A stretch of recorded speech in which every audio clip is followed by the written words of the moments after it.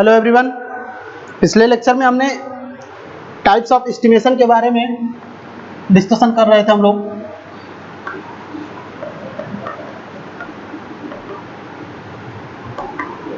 Types of estimation के बारे में पिछले लेक्चर में हमने डिस्कशन किया था, जिसमें हमने प्रिलिमिनरी एस्टिमेशन और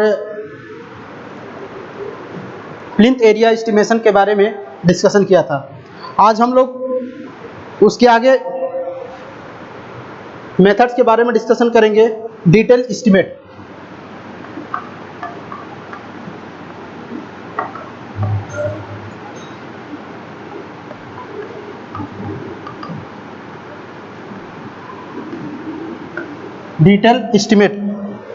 डिटेल एस्टिमेट को हम लोग आइटम रेट एस्टिमेट भी बोलते हैं। जो डिटेल एस्टिमेट होता है वो एक्यूरेट एंड रिलायबल एस्टिमेट भी होता है। रिलायबल मतलब क्या होता है, जो हम इसका एस्टिमेशन करते हैं किसी भी प्रोजेक्ट का, वो बहुत ही एक्यूरेट होता है। इसमें हम क्या करते हैं, इंडिविजुअल हर एक आइटम्स का सेपरेटली हम उसका एस्टिमेशन करते हैं। इसका एस्टिमेशन करने के लिए हम दो स्टेप फॉलो करते हैं। पहला स्टेप क्या होता है, डिटेल्स ऑफ मेजरमेंट, और सेकेंड क्या होता है, एब्स्ट्रैक्ट मेजरमेंट। पहले मेथड में क्या होता है कि जो डिटेल्स ऑफ मेजरमेंट होता है उसमें हम एक शीट ड्रा करते हैं, जिसमें हम उस शीट के अकॉर्डिंग कितनी क्वांटिटी में मटेरियल्स हम यूज करते हैं उसके बारे में हम उसका कैलकुलेशन करते हैं। क्वांटिटी ऑफ मटेरियल कैलकुलेट करते हैं डिटेल ऑफ मेजरमेंट से। जब हम क्वांटिटी ऑफ मटेरियल कैलकुलेट कर लेते हैं तो उसके बाद से हम क्या करते हैं, जो हमारा एब्स्ट्रैक्ट शीट होता है, एब्स्ट्रैक्ट शीट से हम कितना अमाउंट किसी वर्क में लगेगा उसके बारे में हम उसका कैलकुलेशन करते हैं। तो चलिए हम बात करते हैं इसमें पहले स्टेज के बारे में, details of measurement. Detail estimate में पहला स्टेप क्या होता है, स्टेज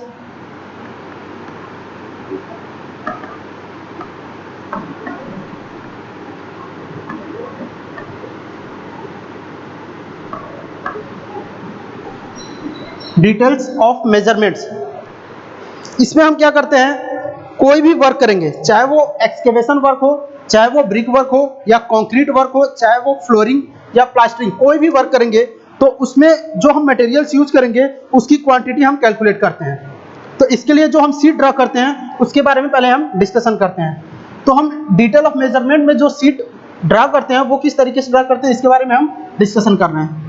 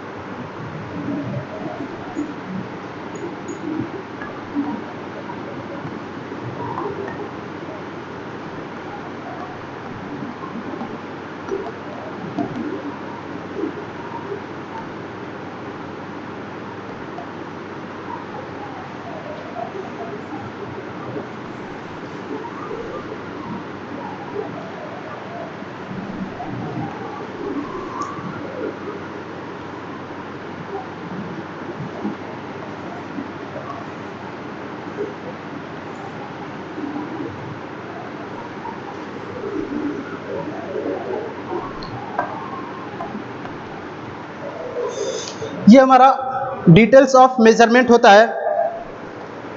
इसको हम डिटेल्स ऑफ मेजरमेंट फॉर्म भी बोलते हैं। अगर हमें सपोज दैट कोई एक्सकेवेशन वर्क करना हो तो एक्सकेवेशन वर्क को हम डिस्क्रिप्शन में इंडिकेट करते हैं। यहाँ नंबर्स में सपोज दैट ये हमारा कोई प्लान है, इसमें जब हम एक्सकेवेशन करते हैं कॉलम के लिए तो इसमें एक्सकेवेशन अलग अलग बताते हैं। तो जितने एक्सकेवेशन होंगे उनको काउंट करके हम यहाँ पे क्या करते हैं, फिलअप कर देते हैं। सपोज दैट हम यहाँ पे 4 एक्सकेवेशन है तो नंबर्स कितने हो जाएंगे, 4। फिर जो हम एक्सकेवेशन करते हैं उसकी लेंथ, विड्थ और डेप्थ कितनी होती है उसको हम क्या करते हैं, इसमें फिलअप कर देते हैं। फिर उसके बाद हम क्या करते हैं, इस लेंथ, विड्थ, डेप्थ और नंबर्स के अकॉर्डिंग हम टोटल क्वांटिटी कैलकुलेट करते हैं कि कितनी हमारी टोटल क्वांटिटी होगी। रिमार्क्स में अगर हम जब मल्टीप्लिकेशन करते हैं तो इसको हम रिमार्क्स में इंडिकेट कर सकते हैं, ठीक। तो जो वैल्यू आएगी वही हमारा टोटल क्वांटिटी हो जाएगा। इसी तरीके से अगर हम कोई कंक्रीटिंग का वर्क करते हैं या प्लास्टरिंग का वर्क करेंगे तो उसमें नंबर्स कितने कंक्रीटिंग करेंगे उसके नंबर्स को फिलअप करेंगे, फिर उसकी लेंथ विड्थ और डेप्थ जो भी होगी फिलअप करने के बाद सबको मल्टीप्लाई करके जो हमारी क्वांटिटी आती है वही हमारा क्या हो जाएगा, टोटल क्वांटिटी कंक्रीट वर्क के लिए हो जाएगी। ये हमारा होता है डिटेल्स ऑफ मेजरमेंट शीट। जब हम detail of measurement sheet prepare कर लेते हैं तो उसके बाद हम एब्स्ट्रैक्ट ऑफ एस्टिमेशन कॉस्ट हम तैयार करते हैं।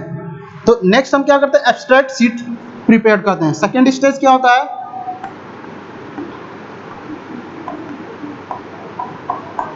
एब्स्ट्रैक्ट।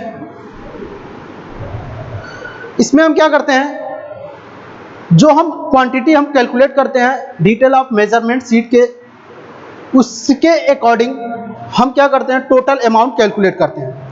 इसका जो शीट होता है वो हम कैसे प्रिपेयर करते हैं उसके बारे में हम डिस्कशन करते हैं।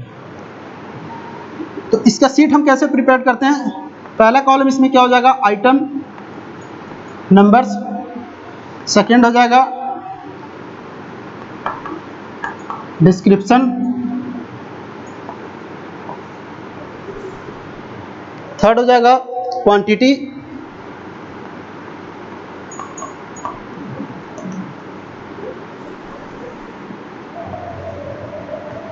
फोर्थ हो जाएगा यूनिट,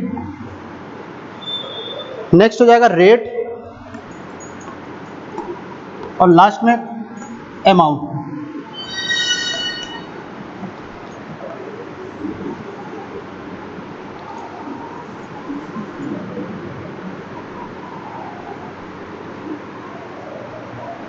ये हमारा होता है एब्स्ट्रैक्ट शीट। इसमें क्या होता है, नंबर्स, आइटम नंबर्स, डिस्क्रिप्शन, जो वर्क हम करेंगे। जैसे हम अगर एक्सकेवेशन का वर्क कर रहे हैं तो डिस्क्रिप्शन में हम क्या लिखेंगे, एक्सकेवेशन, क्वांटिटी, यहाँ से जो वैल्यू हम कैलकुलेट करेंगे वो हमारी क्वांटिटी हो जाएगी। यूनिट, किस रेट से हम उसका पेमेंट करते हैं। अगर एक्सकेवेशन वर्क करते हैं तो उसकी यूनिट मीटर क्यूब में होगी, जिस तरीके से यूनिट होगी। अगर हम प्लास्टरिंग करेंगे तो उसकी यूनिट मीटर स्क्वायर में लिखेंगे। तो जिस तरीके की यूनिट होगी उसको हम यहाँ पे क्या करेंगे, फिलअप कर देंगे। फिर किस रेट से हमें प्राइस मिल रहा है, जैसे हम 1 मीटर क्यूब का एक्सकेवेशन करेंगे तो उसका जो रेट होगा उस रेट को हम यहाँ फिलअप करेंगे। फिर सबको मल्टीप्लाई करके टोटल अमाउंट कैलकुलेट करते हैं कि एक्सकेवेशन में हमारा टोटल कितना अमाउंट कैलकुलेट होगा। तो इस तरीके से हम एब्स्ट्रैक्ट शीट क्या करते हैं, प्रिपेयर करते हैं। ये हमारा होता है डिटेल एस्टीमेट। इसको 2 स्टेज में हमेशा हम प्रिपेयर करते हैं। पहला स्टेज क्या होता है, डिटेल ऑफ मेजरमेंट, और सेकेंड क्या होता है, एब्स्ट्रैक्ट। उसको हम एब्स्ट्रैक्ट ऑफ एस्टिमेटेड कॉस्ट भी बोलते हैं। नेक्स्ट हम टाइप्स की बात करते हैं।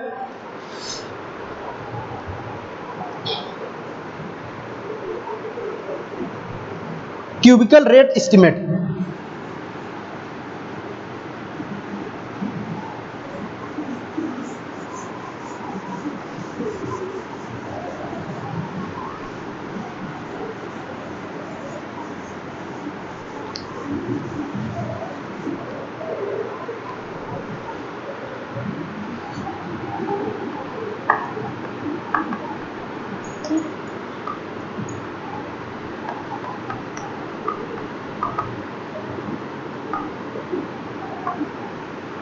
Cubical rate estimate. Cubical rate estimate में हम क्या करते हैं, जो हम इसमें एस्टिमेशन करते हैं वो हमारा अप्रोक्सीमेट एस्टिमेशन होता है। क्यूबिकल रेट एस्टिमेट में क्या होता है, जो हमारा एस्टिमेशन होता है वो किस बेसिस पे होता है, अप्रोक्सीमेट एस्टिमेट बेसिस पे होता है। इसको हम डिटरमाइन कैसे करते हैं, इसमें हम क्या करते हैं, जो हमारी लेंथ होगी, विड्थ, और इसमें हम क्या करते हैं, जो हमारी डेप्थ या हाइट होगी, जब उससे मल्टीप्लाई करते हैं तो जो हमारा वॉल्यूम आता है वही हमारा क्या होता है, एस्टिमेट, क्यूबिकल रेट एस्टिमेट होता है। ठीक, मीन्स कि लेंथ, विड्थ और डेप्थ या हाइट को जब हम मल्टीप्लाई करेंगे तो जो वैल्यू हमारी आएगी वही हमारा क्या होगा, क्यूबिकल रेट एस्टिमेट होता है। तो इस तरीके से हम क्यूबिकल रेट एस्टिमेट को कैलकुलेट करते हैं। नेक्स्ट हम कैलकुलेट करते हैं रिवाइज्ड एस्टिमेट।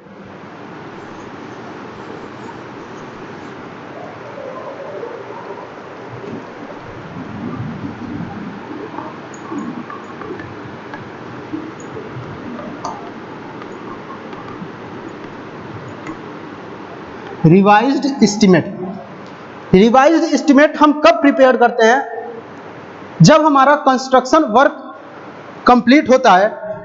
तो जब हम कंस्ट्रक्शन वर्क कंप्लीट करने के बाद अगर हमारा जो एस्टीमेट होता है उसका डिफरेंट 5% से ज़्यादा हो, जो हमारा एस्टिमेशन होता है अगर उसका एस्टीमेट 5% से ज़्यादा हो, तो फिर से हम रिवाइज्ड एस्टिमेशन प्रिपेयर करते हैं, जिसको हम क्या बोलते हैं? Revised estimate. सपोज दैट कि हमें कोई वर्क प्रोजेक्ट कराना है, तो अगर उसका प्रोजेक्ट का प्राइस 2 लाख रुपए है और एस्टीमेट होने के बाद इसका जो प्राइस है 5% एक्स्ट्रा आ गया, तो हमारा डिफरेंस कितना हो जाएगा? टोटल प्राइस से 5% एक्स्ट्रा हो जाएगा। तो अगर हमारा डिफरेंस 5% से ज़्यादा होता है तो उस कंडीशन में हम फिर से एस्टीमेट तैयार करते हैं, जिसको हम क्या बोलते हैं? रिवाइज्ड एस्टीमेट बोलते हैं। नेक्स्ट हम बात करते हैं सप्लीमेंट्री एस्टीमेट।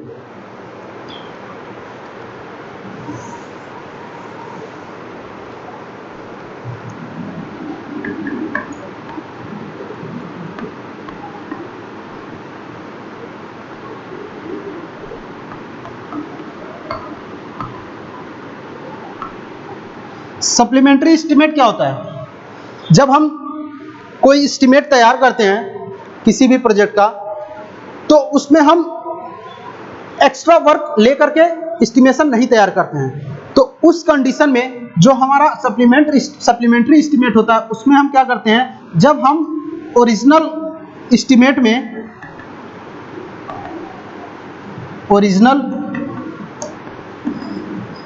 एस्टीमेट में एक्स्ट्रा वर्क को ऐड करते हैं, एक्स्ट्रा वर्क को जब हम ऐड करते हैं तो जो हमारे पास एस्टीमेट आएगा वही हमारा क्या कहलाता है? एस्टीमेट सप्लीमेंट्री एस्टीमेट कहलाता है।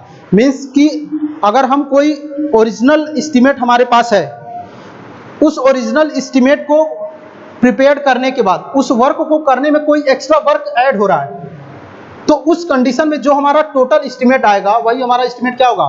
सप्लीमेंट्री एस्टीमेट होता है। नेक्स्ट हम बात करते हैं रिपेयर एंड मेंटेनेंस एस्टीमेट।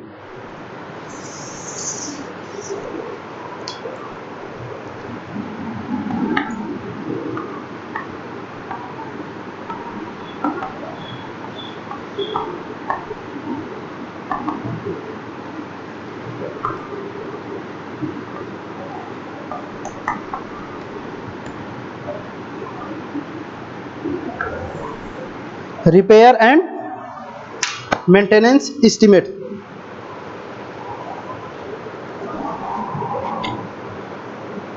इसमें रिपेयर एंड मेंटेनेंस एस्टीमेट में क्या क्या चीज़ें इंक्लूड होती हैं? जैसे हमारा पेंटिंग का वर्क हो गया, या हमारा इलेक्ट्रिसिटी का वर्क हो गया, या वाटर सप्लाई एंड सैनिटरी का वर्क हो गया। तो जब हम पेंटिंग का वर्क करते हैं, तो जब हम कोई स्ट्रक्चर हम बनाते हैं तो उसके पेंटिंग का एक ड्यूरेशन क्या करते हैं? फिक्स्ड कर लेते हैं कि हमें हर पर ईयर पे इसका पेंटिंग वर्क कराना है। तो उस कंडीशन में हम मेंटेनेंस कॉस्ट को एस्टिमेट करते हैं। या हमारा इलेक्ट्रिसिटी है, तो इलेक्ट्रिसिटी भी क्या होता है? उसको मेंटेन किया जाता है। तो उसके लिए भी हम क्या करते हैं? एक मेंटेनेंस एस्टिमेट तैयार करते हैं इलेक्ट्रिसिटी के लिए। तो इस तरीके से रिपेयर एंड मेंटेनेंस एस्टिमेट के लिए हम क्या करते हैं? इसमें क्या क्या चीज़ें इंक्लूड होती हैं? हमारा इलेक्ट्रिसिटी हो गया, पेंटिंग का वर्क हो गया, इन सब के लिए हम क्या करते हैं? एक अलग से एस्टिमेशन करते हैं, प्रिपेयरिंग एंड मेंटेनेंस एस्टिमेट जिसको हम बोलते हैं। नेक्स्ट हमारा होता है approximate quantity method estimate.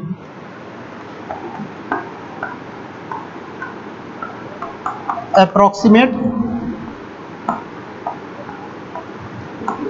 Quantity method estimate.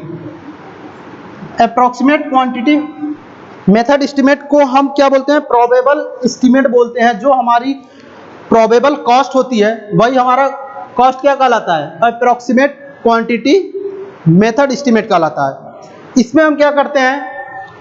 जब भी हम कोई वर्क करेंगे तो उसका एक अप्रॉक्सीमेट प्रोबेबल कॉस्ट हम प्रिपेयर करते हैं कि हमारा जो वर्क होगा इतने कॉस्ट में कंप्लीट हो सकता है। एक अनुमान लगाते हैं, प्रोबेबल कॉस्ट बताते हैं, जिसको हम क्या बोलते हैं? अप्रॉक्सीमेट क्वांटिटी मेथड एस्टिमेट बोलते हैं। तो इस तरीके से हम प्रोबेबल कॉस्ट प्रिपेयर करने के बाद हम बता सकते हैं कि हमारा अप्रोक्सीमेट क्वांटिटी कितना होगा, वो हम फाइंड आउट कर सकते हैं। नेक्स्ट हम बात करते हैं unit of measurement of different work. जैसे सिविल इंजीनियरिंग में क्या होता है कि कोई वर्क हम करते हैं तो उस वर्क को करने के लिए अलग अलग यूनिट्स होती है, ठीक। जैसे सपोज दैट कोई अर्थ वर्क करेंगे तो उसकी यूनिट हम किस में प्रिपेयर करते हैं, मीटर क्यूब में। कोई हम सरफेस ड्रेसिंग का वर्क करते हैं तो उसको हम मीटर स्क्वायर में मेजर करते हैं। कोई हम प्लास्टरिंग का वर्क करेंगे तो उसको मीटर स्क्वायर में करेंगे। कंक्रीटिंग का वर्क करते हैं उसको मीटर क्यूब में करेंगे। तो इस तरीके से अलग अलग वर्क के लिए अलग अलग यूनिट होती है। तो इसके बारे में हम अब डिस्कशन करते हैं।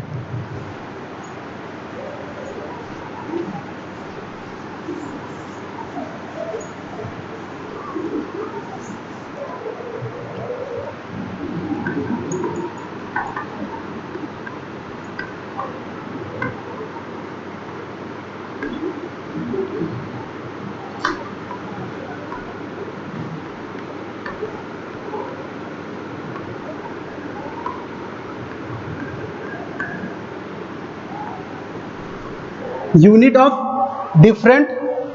Of measurement of different work.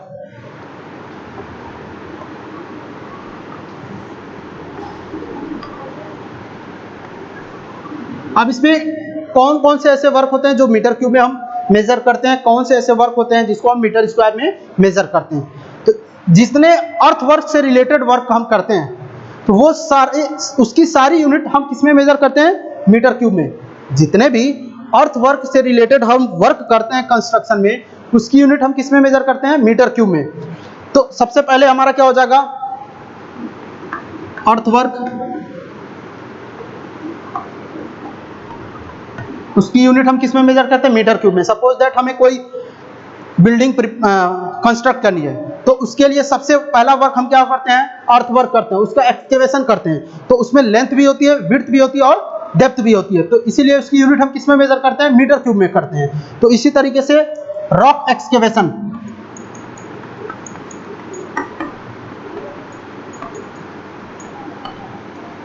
Rock excavation हम जब करते हैं तो इसमें भी हमारी क्या होगी, लेंथ भी होगी, विड्थ भी होगी और डेप्थ। तो इसकी यूनिट हम किस में मेजर करते हैं, मीटर स्क्वायर में। लाइन कंक्रीटिंग करेंगे, इसकी भी यूनिट हम किस में मेजर करते हैं, मीटर क्यूब में मेजर करते हैं। आरसीसी वर्क करेंगे, इसकी भी यूनिट किस में हम मेजर करते हैं, मीटर क्यूब में करते हैं। अगर हम जो बिल्डिंग बनती है उसमें जो छज्जा बनाते हैं उसकी भी यूनिट हम किस में मेजर करते हैं, मीटर क्यूब में मेजर करते हैं। क्योंकि इन सब में लेंथ, विड्थ और डेप्थ तीनों चीज आती है, इसीलिए इसकी यूनिट हम किस में मेजर करते हैं, मीटर क्यूब में। मेसोनरी वर्क करेंगे,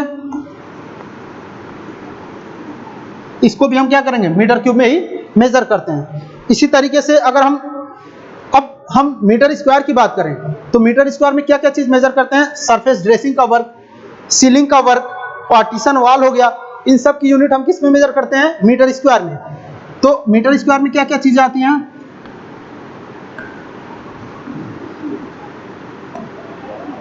surface dressing,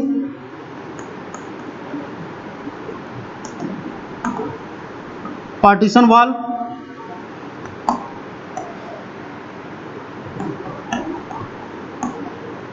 plastering work, ceiling, इन सब की यूनिट हम किस में मेजर करते हैं, मीटर स्क्वायर में। क्योंकि इसमें लेंथ और विड्थ होती है तो इसीलिए इसकी यूनिट हम किस में मेजर करते हैं, मीटर स्क्वायर में। डीपीसी को भी हम किस में मेजर करते हैं, मीटर स्क्वायर में। डीपीसी क्या होता है, डैम प्रूफिंग कोर्स। डीपीसी क्या होता है, डैम प्रूफ कोर्स। इसको भी हम किस में मेजर करते हैं, मीटर स्क्वायर में। तो इस तरीके से सिविल इंजीनियरिंग में जो भी कंस्ट्रक्शन हम वर्क करते हैं तो उसकी यूनिट अलग अलग हम मेजर करते हैं। उसकी यूनिट हम मीटर क्यूब में मेजर करते हैं और किसी की यूनिट हम मीटर स्क्वायर में मेजर करते हैं। अगर हम बात करें कंस्ट्रक्शन वर्क में ट्री की, जो पेड़ होते हैं उसको हम किस में मेजर, नंबर्स में मेजर करते हैं। ट्री को हम किस में मेजर करते हैं, नंबर्स में। ब्रिक को किस में हम मेजर करते हैं? नंबर्स में। तो इस तरीके से नंबर्स में भी कुछ यूनिट हम क्या करते हैं? मेजर करते हैं। स्टील हो गया, स्टील को हम किस में मेजर करते हैं? क्विंटल में। स्टील को हम किस में मेजर करते हैं? क्विंटल में। तो इस तरीके से अलग अलग यूनिट हम यूज करते हैं सिविल के कंस्ट्रक्शन वर्क में।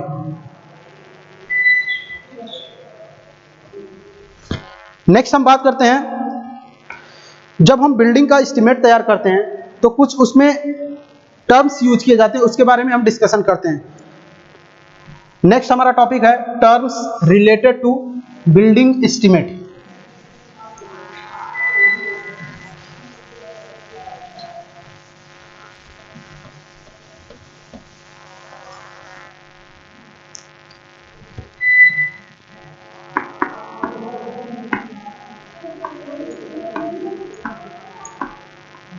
Terms related to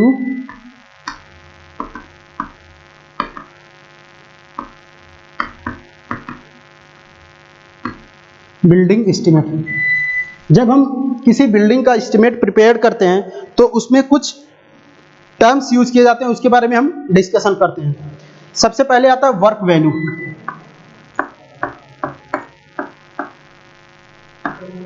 work value, work value हमारा क्या होता है? जो हमारा एस्टिमेटेड वैल्यू होती है वही हमारा क्या होता है? Work value. सपोज दैट हम किसी बिल्डिंग का एस्टिमेशन हमें प्रिपेयर करना हो तो उसके लिए हम पहले क्या करते हैं? उसका एक प्रोबेबल कॉस्ट या रफ कॉस्ट कैलकुलेट करते हैं, एस्टिमेट करते हैं, जिसको हम क्या बोलते हैं? Work value. कि ये बिल्डिंग इतने कॉस्ट में, इतने प्रोबेबल कॉस्ट में कंप्लीट हो सकता है, तो उसको हम क्या बोलते हैं? वर्क वैल्यू बोलते हैं। इसमें क्या क्या चीजें इंक्लूड नहीं होती हैं?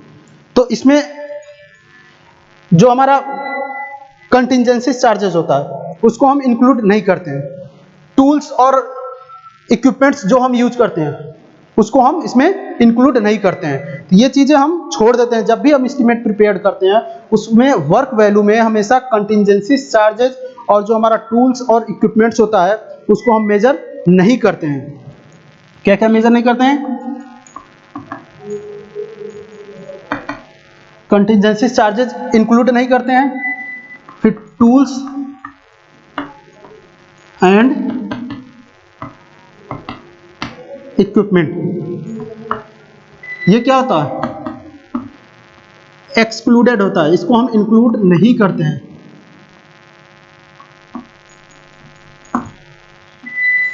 इसको हम क्या करते हैं? वर्क वैल्यू में इंक्लूड नहीं करते हैं। नेक्स्ट हम बात करते हैं एक्चुअल वैल्यू को। नेक्स्ट हमारा क्या है? Actual value. जैसा कि आप लोग को नाम से ही लग रहा होगा कि एक्चुअल वैल्यू क्या होती है। तो जो हमारा टोटल एक्सपेंडिचर वैल्यू होता है, एक्सपेंडिचर मतलब जो हमारी टोटल कॉस्ट होती है, वही हमारा क्या होता है? किसी भी वर्क को कंप्लीट करने के लिए जो हमारा टोटल एक्सपेंडिचर वैल्यू होता है उसको हम क्या बोलते हैं? एक्चुअल वैल्यू बोलते हैं। इसमें क्या क्या इंक्लूड होती है? जो हमारा कंटिजेंसी चार्ज होगा ये इंक्लूड होगा, टूल्स और जो इक्विपमेंट्स हम यूज करते हैं उसको हम क्या करते हैं? इंक्लूड करते हैं। जो हमारा ट्रांसपोर्टेशन कॉस्ट होता है उसको भी हम इसमें क्या करते हैं? एक्चुअल वैल्यू में इंक्लूड करते हैं।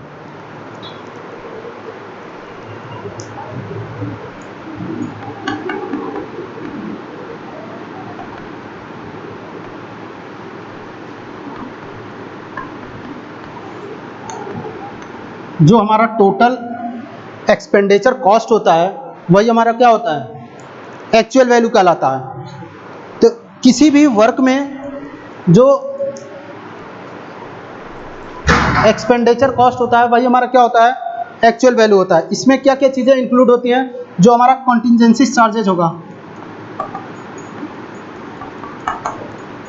जो टूल्स एंड इक्विपमेंट यूज करेंगे, ट्रांसपोर्टेशन कॉस्ट,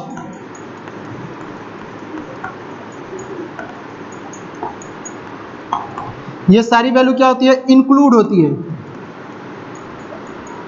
ये सारी वैल्यू क्या होती है? एक्चुअल वैल्यू में इंक्लूड होती है। तो ये हमारी टोटल वैल्यू क्या हो जाएगी? एक्चुअल वैल्यू होगी। नेक्स्ट हम बात करते हैं प्राइम कॉस्ट की।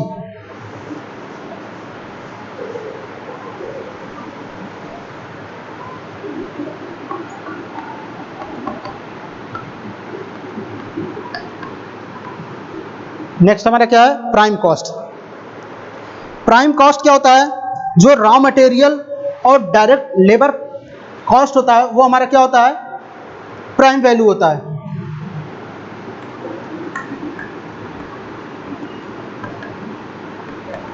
Raw material plus direct labour, ये क्या कहलाता है, प्राइम कॉस्ट कहलाता है। ये क्या होता है, प्राइम कॉस्ट कहलाता है। इसमें जो शॉप प्राइस होती है, जो कोई चीज़ हम मार्केट से परचेज करते हैं वही हमारा क्या होता है, वो प्राइम वैल्यू होती है।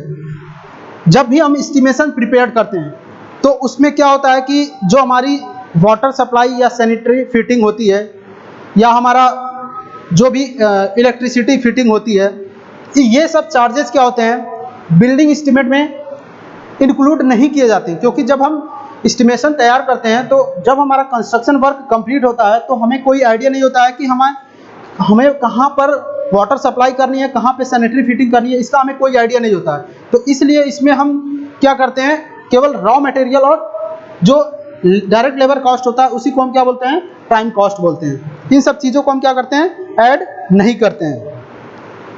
नेक्स्ट हम बात करते हैं plinth area.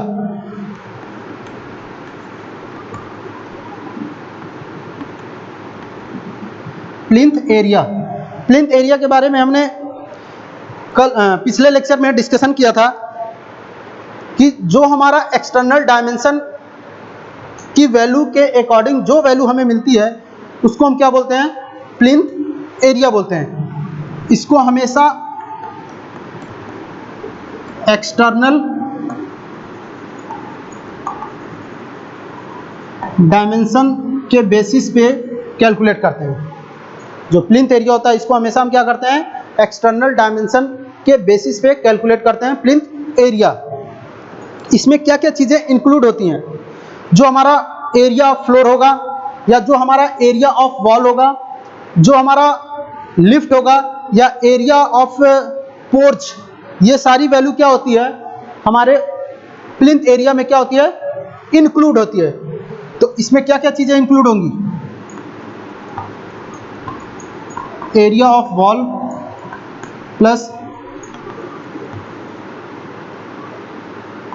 Area of floor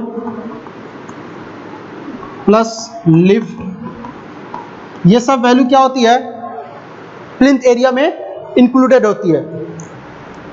plinth area में क्या क्या चीज़ें इंक्लूड नहीं होती हैं, तो जो हमारी बालकनी होती है उसको हम इंक्लूड नहीं करते हैं, जो कोर्ट यार्ड होगा उसको हम इंक्लूड नहीं करेंगे, जो हमारा ओपन एरिया होगा उसको हम इंक्लूड नहीं करते हैं, या जो हमारा कैंटिलीवर पोर्च होगा उसको हम इंक्लूड नहीं करेंगे। तो ये सब चीज़ें हम उसमें इंक्लूड नहीं करते हैं। केवल इंक्लूड क्या करेंगे, area of wall, area of floor, lift या जो हमारा एरिया ऑफ पोर्च होता है उसको हम प्लिंथ एरिया में इंक्लूड करते हैं, अदरवाइज बाकी चीज़ों को हम इंक्लूड नहीं करते हैं।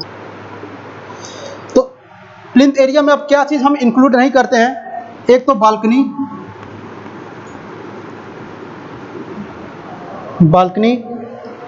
फिर कोर्ट यार्ड,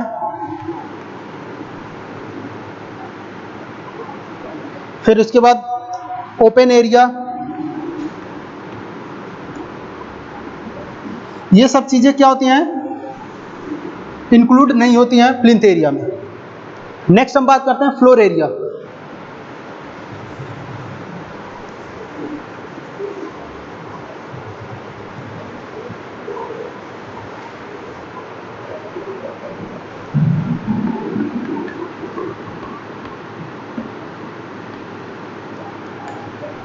फ्लोर एरिया क्या होता है, किसी भी फ्लोर पे जो चीज़ें हम कंस्ट्रक्ट करते हैं, सपोज दैट ये कोई फ्लोर एरिया है तो उसमें जो रूम होगा, जो उसमें किचन यूज करेंगे, जो उसमें बाथरूम यूज करेंगे, इन सब चीज़ों का एरिया क्या होता है, फ्लोर एरिया में इंक्लूड होता है। क्या एक्सक्लूड होता है, कोई हमें एक्युपाइड वॉल हो उसको हम एक्सक्लूड, उसको हम इंक्लूड नहीं करते हैं। या जो हमारा पिलर्स होता है, पिलर्स को हम फ्लोर एरिया में इंक्लूड नहीं करते हैं।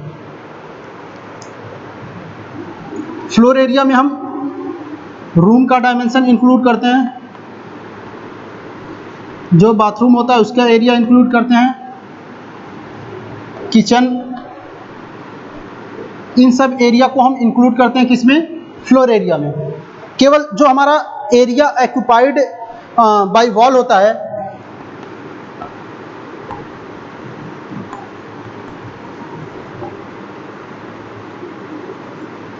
या जो पिलर्स होते हैं, इसको हम एक्सक्लूड कर देते हैं, इनको हम इंक्लूड नहीं करते हैं एरिया ऑफ फ्लोर में। नेक्स्ट हम बात करते हैं circulation area.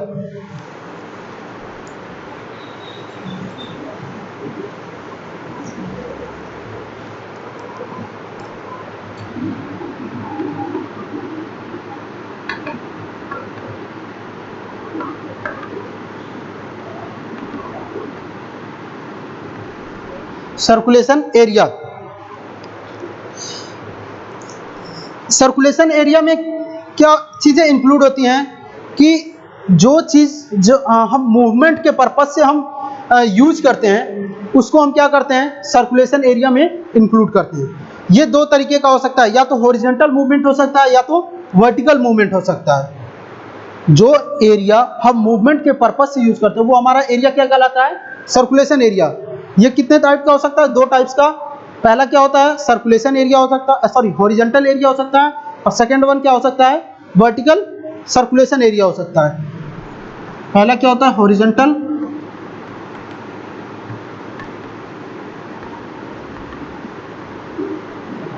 Circulation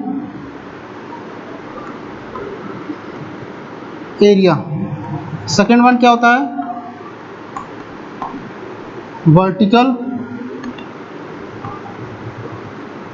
circulation area होता है। अब हॉरिजॉन्टल सर्कुलेशन एरिया में क्या क्या चीज़ें आती हैं? जैसे वरांदा हो गया,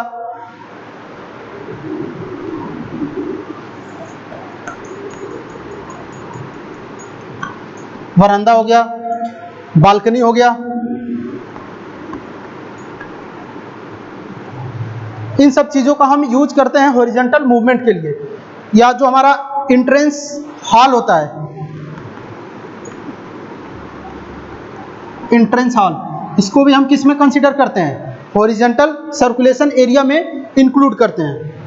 जो स्टेयर्स होते हैं, जो लिफ्ट होता है, उसको हम किस में यूज करते हैं? वर्टिकल सर्कुलेशन एरिया में। स्टेयर, लिफ्ट, इन सब चीज़ों को हम किस में यूज करते हैं? वर्टिकल सर्कुलेशन एरिया में। तो ये सारी एरिया को अलग अलग डायरेक्शन के अकॉर्डिंग डिवाइड किया गया। एक होता है हॉरिजॉन्टल सर्कुलेशन एरिया और एक होता है वर्टिकल सर्कुलेशन एरिया। नेक्स्ट हम बात करते हैं कारपेट एरिया की।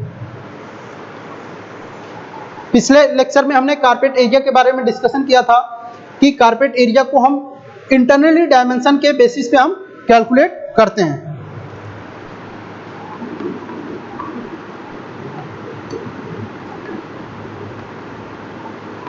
कारपेट एरिया, कारपेट एरिया क्या होता है? जो हमारा लाइवेबल एरिया होता है उसको हम क्या बोलते हैं? Carpet area.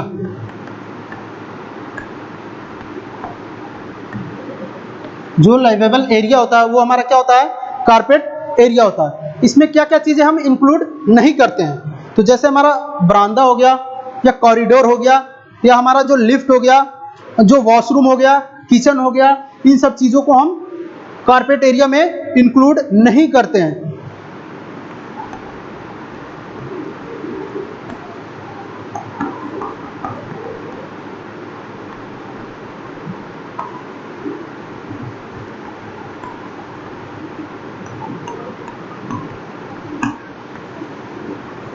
इन एरिया को हम क्या करते हैं? कारपेट एरिया में इंक्लूड नहीं करेंगे। तो ये क्या होता है? एक्सक्लूडेड एरिया होता है। कैसे हम कारपेट एरिया कैलकुलेट करते हैं? हमेशा इंटरनल डायमेंशन,